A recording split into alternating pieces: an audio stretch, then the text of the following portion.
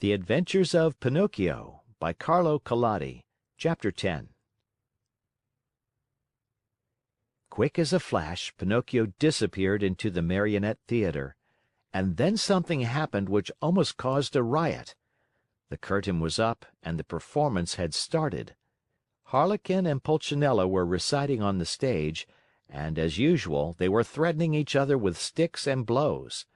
The theater was full of people, enjoying the spectacle and laughing till they cried at the antics of the two Marionettes. The play continued for a few minutes, and then suddenly, without any warning, Harlequin stopped talking.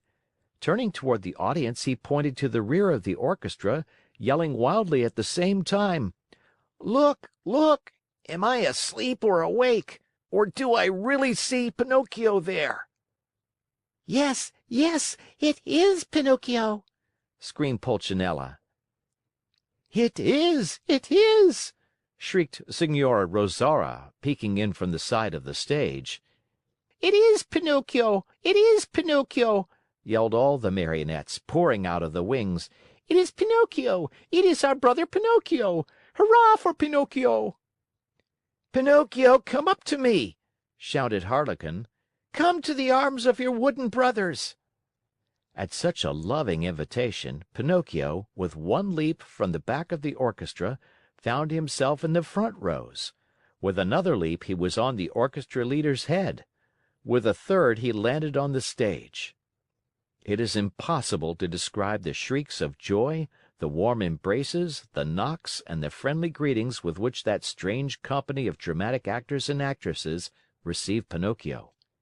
It was a heartrending spectacle, but the audience, seeing that the play had stopped, became angry and began to yell: "The play! The play! We want the play!" The yelling was of no use, for the Marionettes, instead of going on with their act, made twice as much racket as before, and, lifting up Pinocchio on their shoulders, carried him around the stage in triumph. At that very moment, the director came out of his room. He had such a fearful appearance that one look at him would fill you with horror. His beard was as black as pitch, and so long that it reached from his chin down to his feet. His mouth was as wide as an oven, his teeth like yellow fangs, and his eyes two glowing red coals. In his huge hairy hands a long whip, made of green snakes and black cat's tails twisted together, swished through the air in a dangerous way. Oh, at the unexpected apparition, no one dared even to breathe. One could almost hear a fly go by. Those poor Marionettes, one and all, trembled like leaves in a storm. "Why have you brought such excitement into my theater?" the huge fellow asked Pinocchio with the voice of an ogre suffering with a cold. "Believe me, your honor, the fault was not mine." "Enough! Be quiet! I'll take care of you later." As soon as the play was over, the director went to the kitchen, where a fine big lamb was slowly turning on the spit.